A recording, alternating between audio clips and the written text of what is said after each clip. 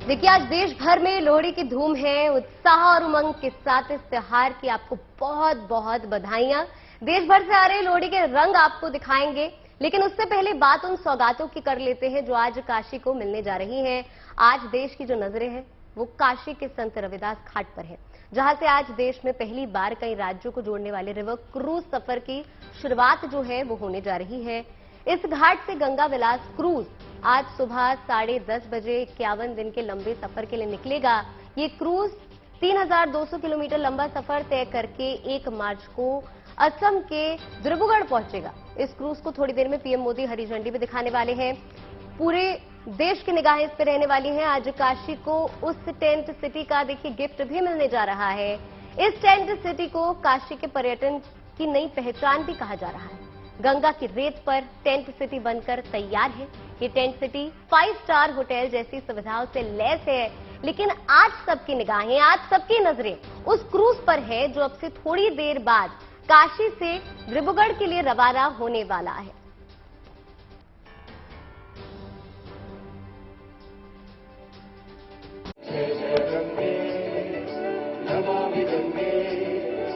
नहीं रुकेंगे, सच करेंगे।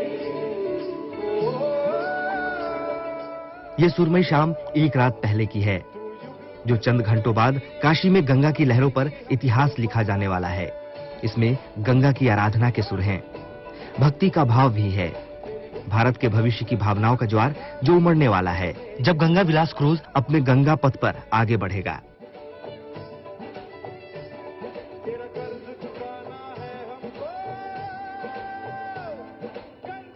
शंकर महादेवन ने इस दौरान गंगा से जुड़ी कई प्रस्तुतियां दी, जिस पर यहां मौजूद दर्शक झूमते दिखे। इसके साथ मुख्यमंत्री योगी आदित्यनाथ और असम के पूर्व सीएम और केंद्रीय मंत्री सर्बानंद सोनोवाल भी तालियां बजाते देखे गए।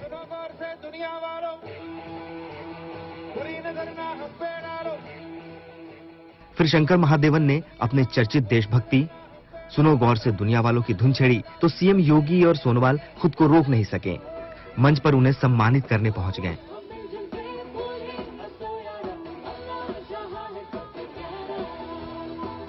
इस पूरी यात्रा के लिए काशीवासियों का और प्रदेशवासियों की शुभकामना इन सभी स्वीडिश यात्रियों के साथ में है कि उन्होंने एक साहसिक निर्णय लेकर के न केवल पर्यटन को बढ़ावा देने की दिशा से, बल्कि इसमें पर्यटन भी है, एडवेंचर भी है और जलमार्ग का अपना आनंद भी है। अनेक स्थलों पर उन्हें जानने देखने का अवसर प्राप्त होगा और इस अवसर पर भारत के आतिथ्य को भी स्वीकार करने का अवसर प्राप्त होगा। देश की सबसे बड़ी नदी यात्रा के तौर पर इसकी औपचारिक शुरुआत पीएम मोदी करने वाले हैं। पीएम मोदी के क्रूज को वर्चुअली हरी झंडी दिखाते ही वाराणसी से असम के डिब्रूगढ़ तक अपने सफर पर यह क्रूज निकल पड़ेगा।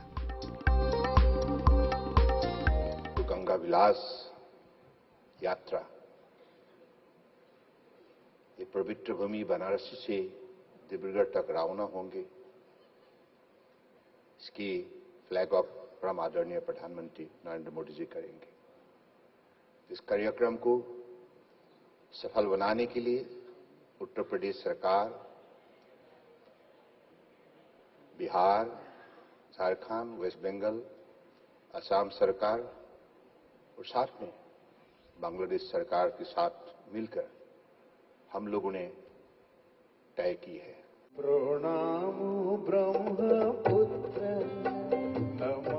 इस ऐतिहासिक लम्हे का गवाह यूपी के मुख्यमंत्री योगी आदित्यनाथ बनेंगे। एक दिन पहले ही वो इस कार्यक्रम के लिए वाराणसी पहुंच गए हैं और देर शाम इसे यादगार बनाने के लिए एक सुरों की संगीत लहरी का कार्यक्रम भी रखा गया, जिसमें बॉलीवुड के जाने माने संगीत निर्देशक और गायक शंकर महादेवन नजर आए, जिन्होंने अपने संगीत से सभी का दिल जीता।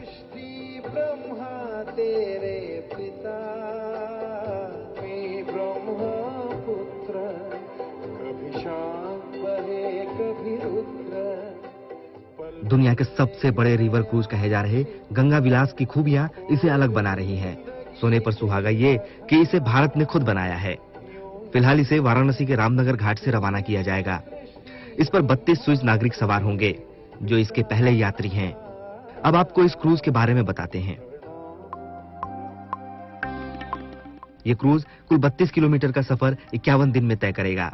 62.5 मीटर लंबे और 12.8 मीटर चौड़े गंगा विशाल क्रूज में 40,000 लीटर का फ्यूल टैंक और 60,000 लीटर का वाटर टैंक है। रूट की बात करें तो 27 नदियां, इसमें नेशनल वाटरवे 1 कोलकाता से Dhubri Indo Bangla protocol root और नेशनल वाटरवे 2 से गुजरेगा। 5 देशों के साथ एक देश से होकर यह सफर तय करेगा। रांची, पटना, कोलकाता, ढाका, गुवाहाटी, डिब्रूगढ़ समेत 50 पर्यटन स्थल शामिल होंगे। इस क्रूज से गंगा की लहरों पर नया इतिहास लिखा जाना है। ये दुनिया को गंगा को समझने का मौका देगा, जिसकी बदौलत न केवल अर्थव्यवस्था बल्कि पर्यटन को भी नया विस्तार मिलेगा और हिंदुस्तान का खजाना भरेगा। Bureau report, good news today. तो चलिए, क्रूज की सौगात तो मिलने ही वाली है, लेकिन बात अब काशी को मिलने वाली दूसरी सौगात की भी कर लेते हैं, जिसकी बदौलत काशी की अब अपनी नई पहचान होगी, या कहें कि काशी को एक जगह समेटने की कोशिश होगी। बात हो रही है टेंट सिटी की, जिसका उद्घाटन प्रधानमंत्री मोदी करने वाले हैं। इस टेंट सिटी के जरिए लोगों को गंगा किनारे से काशी को करीब से समझने और जीने का मौका मिलेगा।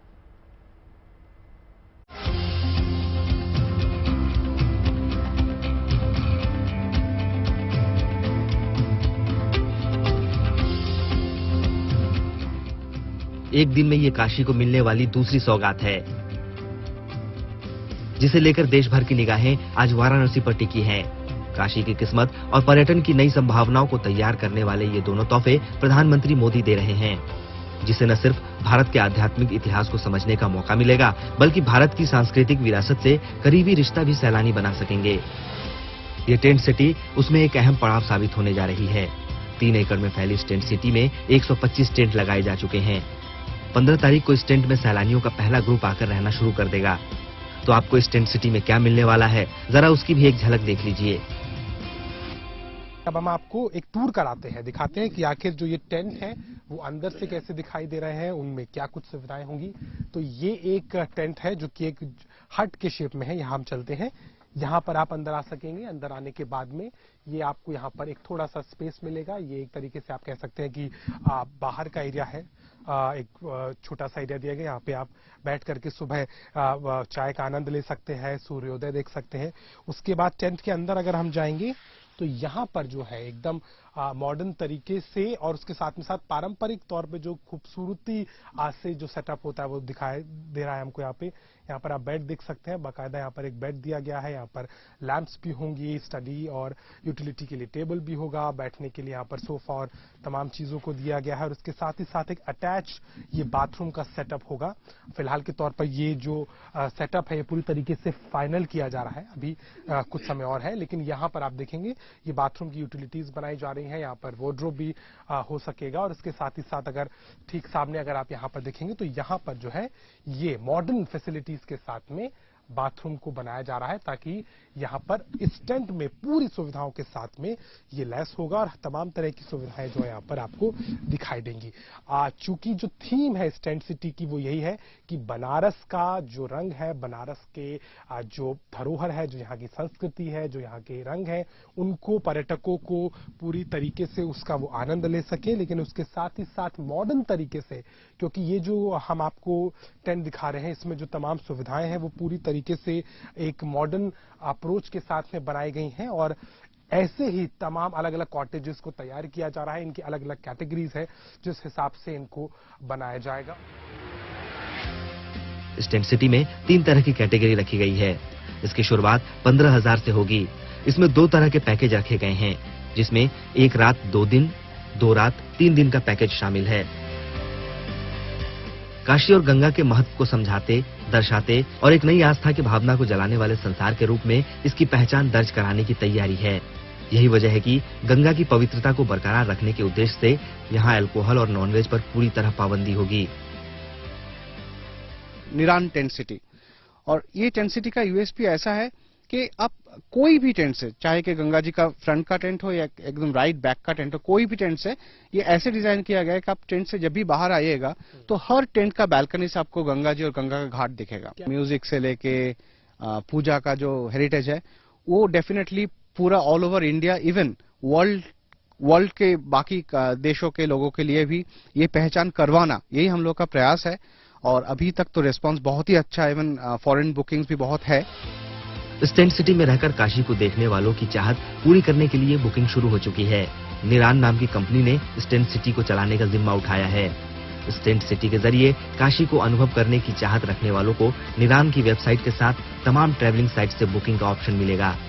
टेंट सिटी का ये कॉन्सेप्ट वैसे तो देश में नया है, क्योंकि जैसलमेर समेत कई ऐसे ठिकाने हैं जहां लोग इसका अनुभव करते रहते हैं, लेकिन ये यूपी में पहली टेंट सिटी है। इसकी कामयाबी राज्य के दूसरे और कई बड़े शहरों में इसे दोहराने का मौका जरूर मुहैया कराएगी। वाराणसी से अभिषेक मिश्रा के साथ bureau report, good news today. तो देखिए, आज बनारस के लिए बेहद बड़ा दिन है, क्योंकि एक साथ दो सौगात जो है उसे मिलने वाली है। एक तरफ यहां से गंगा विलास क्रूज अपने 50 दिन से भी ज्यादा के सफर का जो है शुरुआत करेगा, तो कई राज्यों और नदियों से होता हुआ असम के डिब्रूगढ़ पहुंचेगा। इससे पहले ये बांग्लादेश भी जाएगा। करीब 15 दिन ये क्रूज बांग्लादेश में बिताएगा। इस दौरान इसमें सवार देसी और विदेशी सैलानियों को बांग्लादेश घूमने का भी मौका मिलने वाला है, जो कि बेहद खास है। दूसरी तरफ टेंट सिटी का तोहफा काशी को मिलेगा। ये टेंट सिटी पर्यटन की नई पहचान बनने वाली है। गंगा किनारे बसी ये टेंट सिटी काशी दर्शन का नया अंदाज जो है वो साबित करेगी।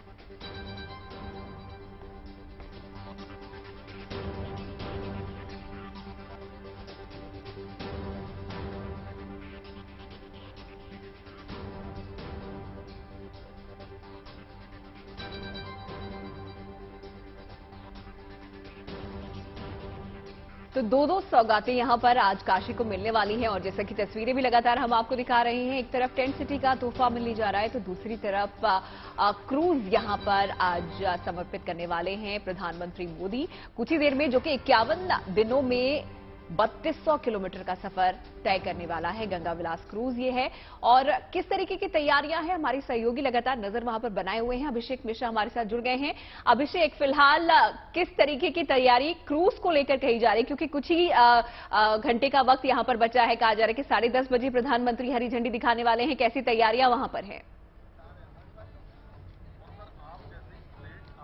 देखिए, बिल्कुल तैयारियां पूरी कर ली गई हैं, और इसकी तैयारी आज से नहीं बल्कि कई महीनों से हो रही थी। अब भारत का नहीं, दुनिया का पहला नदी मार्ग का ऐसा लंबा क्रूज है जो कि 3200 किलोमीटर की यात्रा को 51 दिन में पूरा करेगा। क्रूज पर भी हम चलेंगे, लेकिन उससे पहले मैं आपको तस्वीरें दिखा देता हूं, कैसे लोक संस्कृति के रंग भी हमको यहाँ पर फिलहाल दिखाई दे रहे हैं। आप देख रहे होंगे अलग अलग प्रांत के जो कलाकार हैं वो यहाँ पर आए हुए हैं, और वो यहाँ पर अपने वाद्य यंत्रों में आप इस खुशी को जाहिर कर रहे हैं उसके संगीत के जरिए। दूसरी तरफ आप देखेंगे तो यहाँ पर आपको दूसरे कलाकार भी दिखाई देंगे जो कि नृत्य के जरिए अपनी खुशी को पेश कर रहे हैं। और पूरे तरीके से अगर देखा जाए तो ये नजर आता है कि कैसे जो है आज की ये जो उद्घाटन है वो केवल और केवल विकास के लिहाज से नहीं बल्कि कला संस्कृति के लिहाज से भी कितना महत्वपूर्ण होने वाला है। तो ये एक रंग है लोक संस्कृति का उत्तर प्रदेश की, जो कि आज जो है दिखाई दे रहा है। इसके साथ अगर हम बात करें क्रूज की, गंगा विलास क्रूज, जो कि पूरी सुविधाओं के साथ में 5 सितारा सुविधाओं के साथ में होगा,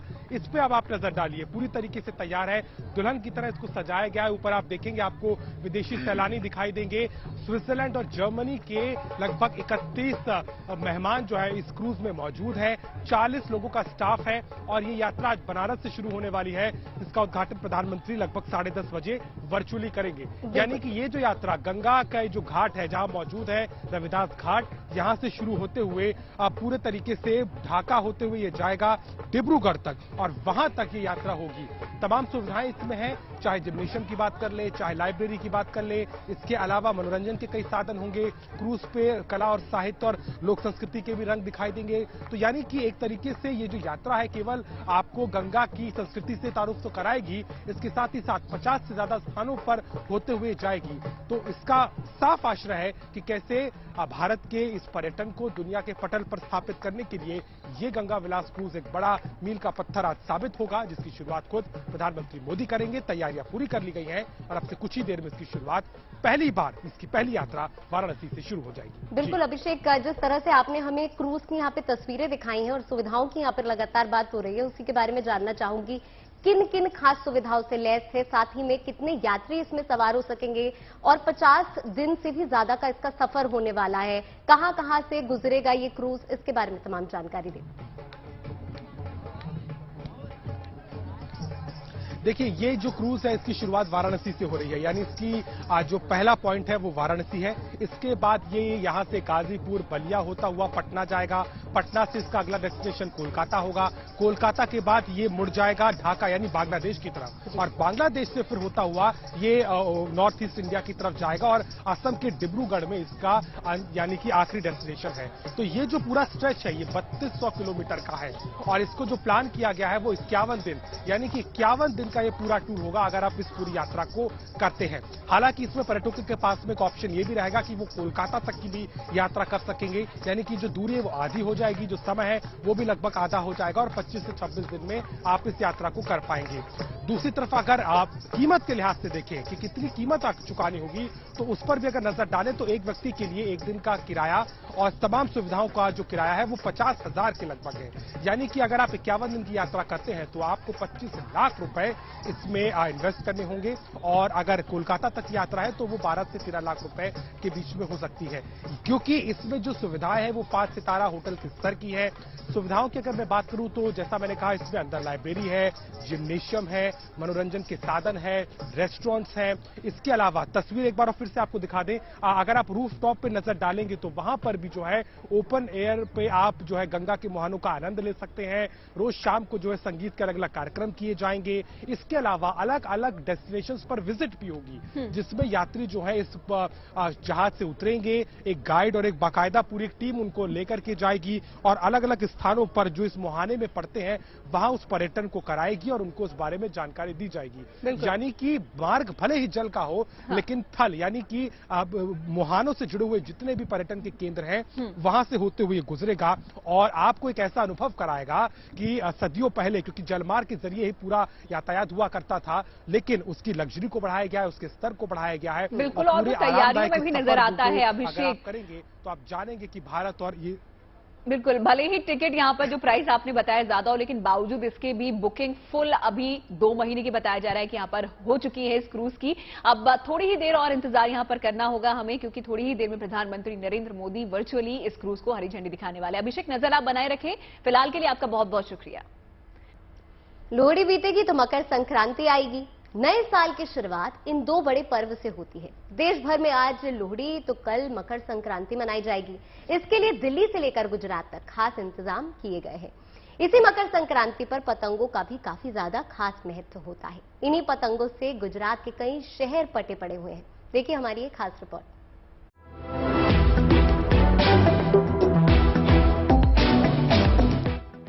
दुकानों के बाहर लटकी ये खूबसूरत पतंगे सभी का दिल जीत रही हैं। ये रंग बिरंगी पतंगे शहर की खूबसूरती को 4 चांद लगा रही हैं। यह है अहमदाबाद के जमालपुर इलाके में पतंग वाली गली, और मौका है मकर संक्रांति का। ये त्योहार शनिवार को मनाया जाएगा, जिसके लिए यहाँ खास तैयारियां की गई है। इसी गली में शुरू से लेकर आखिर तक आपको सभी जगह पतंग और डोर ही डोर दिखाई देंगी।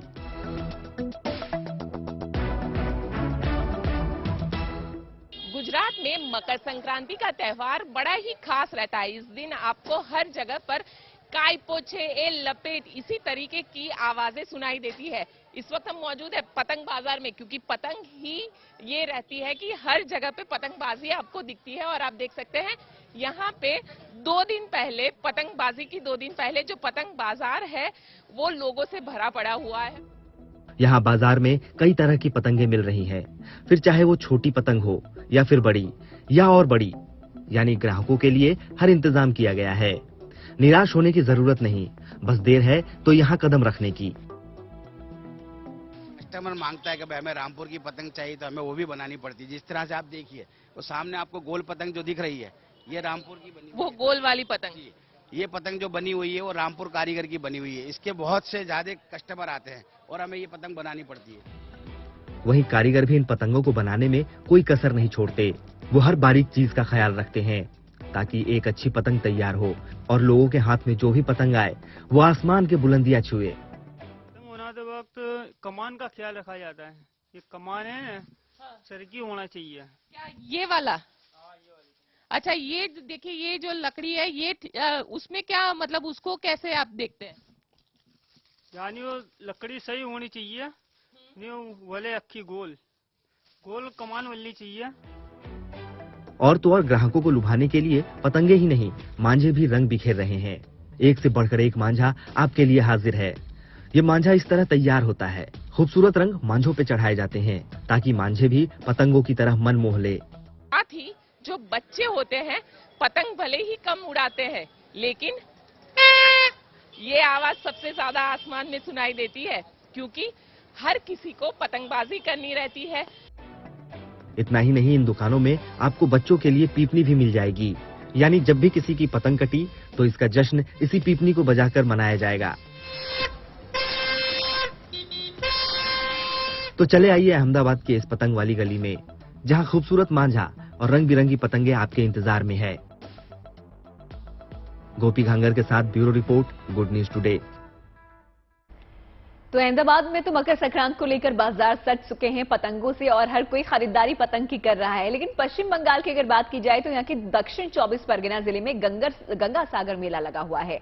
हर साल मकर संक्रांति पर दूर दूर से श्रद्धालु यहाँ पर गंगा स्नान के लिए पहुंचते हैं। गंगा सागर वो जगह है जहां पर गंगा नदी बंगाल की खाड़ी के जरिए समंदर में मिलती है और ये कहा भी जाता है कि सारे तीर्थ बार बार, गंगा सागर एक बार। मेला क्षेत्र को रंग बिरंगी लाइटों से सजाया गया है। कई भव्य और शानदार गेट बनाए गए हैं। सागर की लहरों पर कड़ा पहरा है ताकि किसी भी अनहोनी को टाला जा सके। इसके अलावा यहाँ पर एक हाईटेक कंट्रोल रूम भी बनाया गया है जिसके जरिए पूरे मेला क्षेत्र पर नजर रखी जा सकेगी। यहाँ पर जगह जगह सीसीटीवी कैमरे लगे हुए हैं और इसके अलावा ड्रोन की पैनी नजर से भी मेला क्षेत्र पर नजर बनाई हुई है। भीड़ पर नजर रखने के लिए पुलिस, नौसेना और एनडीआरएफ की टीमों को तैनात किया गया है और साथ ही बस, बोट और नाव को जीपीएस के जरिए ट्रैक भी किया जाएगा। असल में इस मेले में आने के लिए सागर पार कर जाना पड़ता है और इसीलिए ये सभी इंतजाम बेहद जरूरी हो जाते हैं। हमारे सीसीटीवीज हैं, हमारे ड्रोन्स हैं जो कि हमें बताते हैं कि कहां पर क्या भीड़ हो रही है, जिस हिसाब से फिर हम लोग अपने पॉइंट इंचार्ज को कम्युनिकेट करते हैं, फिर वो लोग उस हिसाब से डिसीजन लेते हैं। तो ये एमसीआर हमारा एक बहुत ही इम्पोर्टेंट एक इंटरवेंशन है जो कि हमको इस मेले की देखरेख में मदद करता है। अब आपको मिलवाते हैं मध्य प्रदेश के खरगोन में रहने वाले एक संत से, जिनकी उम्र 100 साल से ज्यादा है, लेकिन राम भक्ति में वो लीन है और ऐसे लीन है कि 21 घंटे रामायण पढ़ते हैं। देखिए, खास बात तो ये भी है कि इस उम्र में इस संत को किसी चश्मे तक की जरूरत नहीं है।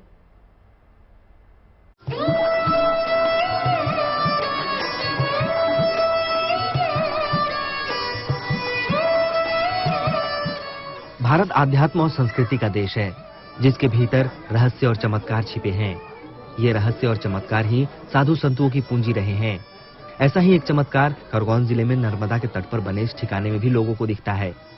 100 साल के सियाराम बाबा भी उन्हीं परंपराओं के संत में शुमार हैं। 24 घंटों में से 21 घंटे वो रामायण की किताब पढ़ते मिलते हैं। राम भक्ति की ऐसी अद्भुत धुन इन पर सवार है कि ये इसी में लीन रहते हैं। खास बात यह है कि इस उम्र में भी इनकी आंखें बिल्कुल ठीक है।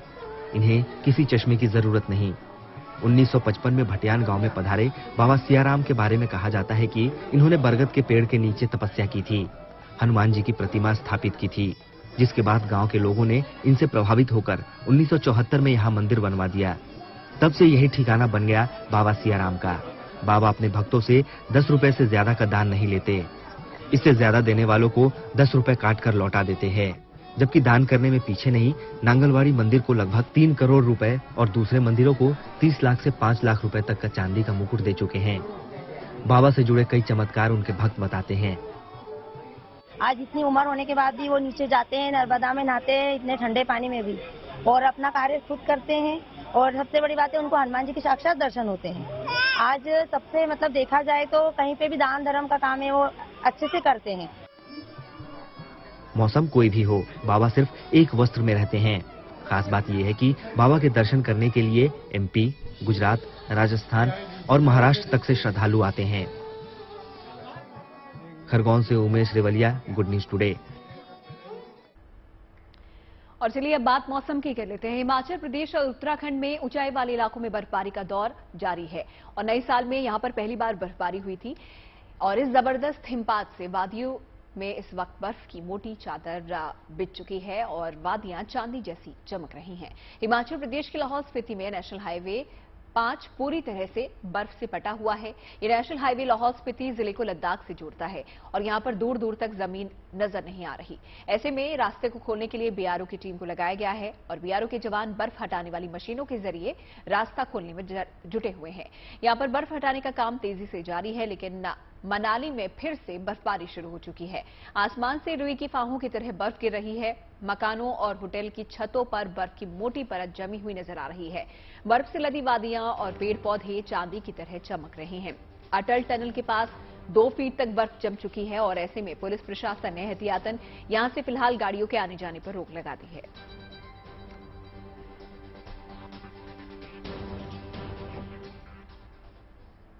चलिए आगे बढ़ते हैं और अब आपको लिए चलते हैं गुजरात के वडोदरा। यहां इन दिनों डिफेंस इक्विपमेंट्स की प्रदर्शनी लगी हुई है। इसका आयोजन electronics and mechanical engineering college की तरफ से किया गया है। आम लोगों और सेना के बीच के विश्वास को और मजबूत करने के इरादे से ये प्रदर्शनी लगाई गई है। इसका टाइटल भी यही है, नो योर आर्मी। इस प्रदर्शनी में सभी रक्षा सामान की प्रदर्शनी लगाई गई, जिसका इस्तेमाल मौजूदा वक्त में हमारी सेना करती है। इसमें कई हथियार तो असली है, लेकिन कई डमी भी है। इसका मकसद युवा पीढ़ी को ये बताना है कि हमारे देश की सेनाएं कौन से हथियार का इस्तेमाल करती है। इसीलिए यहाँ पर कई स्कूल और कॉलेज के छात्रों को खास तौर पर बुलाया गया था। यहाँ पर ये जो एग्जीबिशन है वो हमारी यूनिट ने ही हैंडल किया है। ओके, एंड यहाँ पर हमने बहुत सारी गन्स देखी, 40 mm QF देखी। देन हम लोगों ने रेडार देखा जो पूरा कैच करता है। 40 mm QF है जो 300 राउंड्स पर मिनट फायर करती है। एंड देन सर वहाँ पर जो गन है उसका है कि वो अराउंड 400 किलोमीटर चल सकती है, वो पानी में भी स्विम कर सकती है। तो बहुत सारी गन्स का यहाँ पर डिस्प्ले है। यहाँ पर हमारे एरो मॉडलिंग के प्लेन्स हैं जो डिस्प्ले किए गए हैं, जिसमें स्टैटिक मॉडल्स हैं एंड वर्किंग मॉडल्स हैं और कुछ कंट्रोल लाइन मॉडल्स हैं। एंड यहाँ पर राइफल्स भी हैं जो डिस्प्ले किए हैं आर्मी विंग की तरफ से, एंड कुछ बोट्स हैं जो नेवी विंग ने डिस्प्ले किया।